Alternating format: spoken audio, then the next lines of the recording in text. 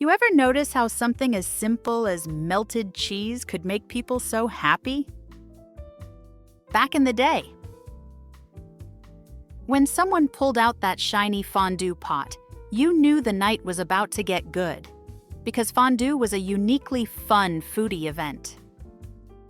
The bubbling cheese, the long forks, that little sizzle when you dipped the bread in just right. Fondue was comfort, conversation, and chaos, all in one pot. Hi, I'm your host, and this is Stuff We Loved. Today, we're dipping deep into one of the most delicious and delightful food trends to ever sweep through living rooms and kitchens across America: the fondue pot. If you grew up in a home that had one, you probably remember how it looked. Maybe it had bright orange enamel. Maybe it was made of sleek stainless steel. And it would be sitting on a little metal stand with that tiny burner glowing underneath. And if you didn't have one, you probably knew someone who did. Because fondue was the definition of social eating. Remember feeling anticipation as you waited for that cheese to melt? If it was the classic cheese recipe, you could smell Swiss and Gruyere cheeses with a hint of white wine, filling the air. Someone always warned, don't stir too fast, because that creamy goodness could go from smooth to stringy in seconds. If the cheese got too stringy, it was hard to dip, and that could ruin things. So the fondue pot was watched closely to ensure the cheese was melted to just the right consistency. Preparing fondue required several steps, and more than one person could help with preparations. These tasks were usually delegated according to someone's preferences. Somebody cut the bread into neat little cubes. Another person sliced fresh apples or mini sausages. And when the table was set, those long, skinny forks came out. Each fork had a different colored tip so you could tell them apart. At least, that was the idea. But it seemed like somebody always forgot which fork color was theirs, resulting in fork mix-ups. And somebody always, without fail, double-dipped their piece of food into the melted gooiness. They'd usually get a mild warning, or none at all, because everyone else was focused on getting their fair share of sauce before it was all gone. However, it wasn't just about eating. Fondue was also about sharing. While you ate, you socialized with the people around you. You talked, you laughed, you waited your turn, and you made a glorious mess doing it. If you were a kid, you were told to be careful near the burner, which of course made you even more curious about it. And when a piece of bread fell off your fork and disappeared into the cheese, well, that was part of the fun. Now, fondue may have felt like a totally groovy 70s thing, but it actually has deep old world roots. The word fondue comes from the French word fondre, meaning to melt. The tradition of eating fondue began in Switzerland hundreds of years ago. It was a way for villagers to stretch what food resources they had through long winters. Most households had stale bread, aged cheese, and a bit of wine. People back then found that when they blended these common food items together, they became a hot, hearty meal that warmed you from the inside out. Then, in the 1960s, Americans discovered fondue and started a food fad that quickly spread across the entire country. the fondue pot became a symbol of sophisticated food enjoyment. For a time, you couldn't open a magazine without seeing smiling couples in turtlenecks and bell-bottoms, dipping bread cubes into a bubbling pot under the soft glow of a lava lamp. Fondue parties became extremely popular. People gathered around low tables, shared food, and engaging conversation. It was like fondue had become a performance art experience for those who loved elevated party food. And the best fondue party hosts had more than one pot. There was one for cheese, one for chocolate, maybe even one for a savory beef oil broth, if they were feeling adventurous. The recipe for the classic cheese fondue dipping sauce blended Swiss cheese, Gruyere cheese, dry white wine, a bit of cherry brandy, with small amounts of garlic, nutmeg, and white pepper. For those who wanted a cheese sauce without alcohol, Campbell's had a recipe solution. This version blended canned cheddar cheese soup with shredded Swiss cheese, sharp cheddar or Monterey Jack cheese, apple juice or chicken stock, garlic and spices. If you were offering beef fondue, this required pouring oil into a pot and letting it get good and hot. Then you cooked pieces of cut beef in the oil until it was done. Meanwhile, you prepared a cold sauce in the fondue pot. Everyone would dip the cooked beef into the sauce and savor this ingenious combination. You could keep things simple and prepare garlic butter as a dipping option. If you wanted something zippy, you'd make a horseradish sauce with a blend of sour cream, mustard, and Worcestershire sauce. Or you could go with a popular curry sauce, which is blended with curry powder, mayonnaise, finely chopped celery, and sour cream. Dippers for these fondue favorites were usually French bread cut into bite-sized cubes. Other common dippers were raw veggies like broccoli, cauliflower, or carrots. Sliced green apples went well with a variety of sauces. The chocolate version came next.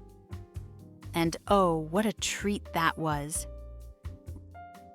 Rich, melted chocolate swirled with a bit of cream, and maybe a splash of flavored liqueur, surrounded by bowls of strawberries, bananas, marshmallows, and cubes of pound cake.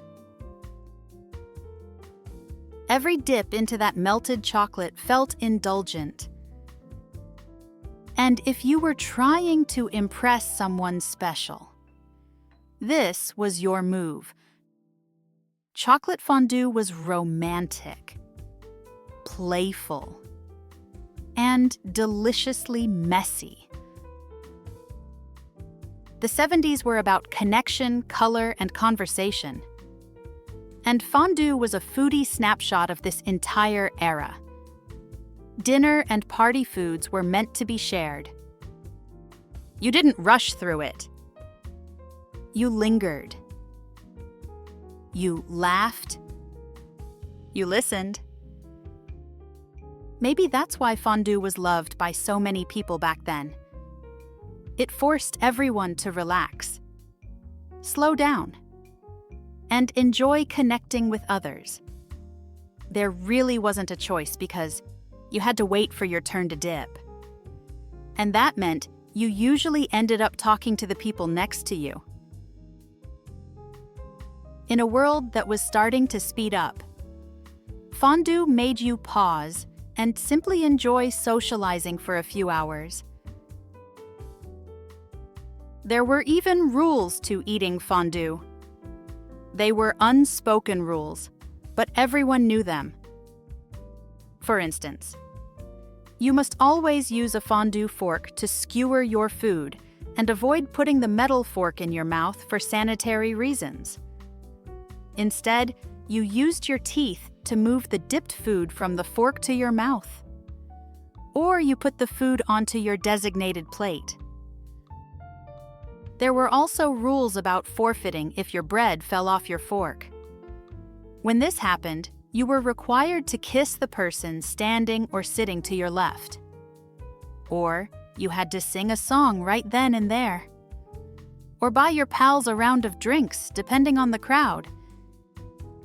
If you scorched the cheese at the bottom, that crunchy layer, called lou li jus in Swiss tradition, was considered the prize. And it was tradition for the fondue cook to enjoy this crunchy layer before everyone else. And if you accidentally knocked over the pot, well, that was the night everyone remembered for years. The fondue pot itself became a kitchen staple. It sat on countertops next to percolators and blenders. You could buy them in colors like avocado green, burnt orange, harvest gold, earthy dark brown, or tangerine orange. And fondue forks came in endless styles. Some had natural bamboo handles. Some had cool plastic tips. And there were even color-coded fork sets, so everyone knew whose skewer was whose. Fondue was such a big hit that there were cookbooks dedicated entirely to fondue. They included fondue recipes for every occasion. Inside, you'd find everything from classic cheese and chocolate to exotic curry fondues. You might also have tried one of those adventurous seafood experiments that probably shouldn't have happened. But no matter what went in the pot, the one constant was that fondue brought people together. When you think about it, fondue was really a metaphor for community. Different people, different flavors, all coming together in one shared experience. There was no way to eat it without participating. You couldn't just sit on the sidelines. You had to reach in, dip, and share. And maybe that's why, even decades later, fondue never fully disappeared. Sure, it fell out of fashion for a while, but then it quietly made a comeback. First, it started appearing at fancy restaurants, and then it made its way back into cozy home kitchens again. Modern versions of the fondue pot are sleeker, safer, and easier to clean. But the feeling they create, that hasn't changed one bit. Because when you melt cheese or chocolate and gather people around the pot, something wonderful happens. The conversation starts to flow. The laughter gets louder. And suddenly, you realize it's not really about the food. Fondue is all about enjoying those special moments you get to spend with family and friends. Today, fondue sets come in electric or cordless versions. And most come with temperature control and non-stick surfaces. You can get mini fondue pots that are perfect for two, or family-sized ones that are great for serving a crowd.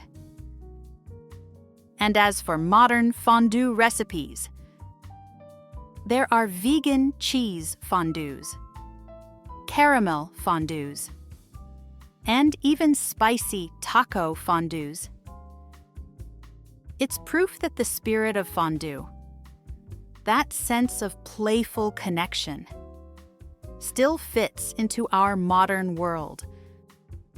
So maybe it's time to bring it back into your life again. Choose your favorite type of fondue pot. Find some great fondue recipes.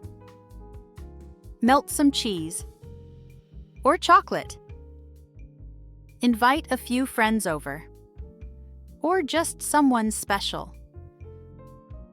Put your phones away for a few hours and dip into a little nostalgia. Because things like melted cheese and laughter never go out of style. So tell me, did you have one of these growing up? Or maybe your mom did, tucked away in the back of the cabinet, right next to the Jell-O molds. If this brought back memories, like and share this video with someone who remembers dipping into the good old days. Thanks for watching Stuff We Loved. And remember, the best memories aren't just the ones we keep. They're the ones we share.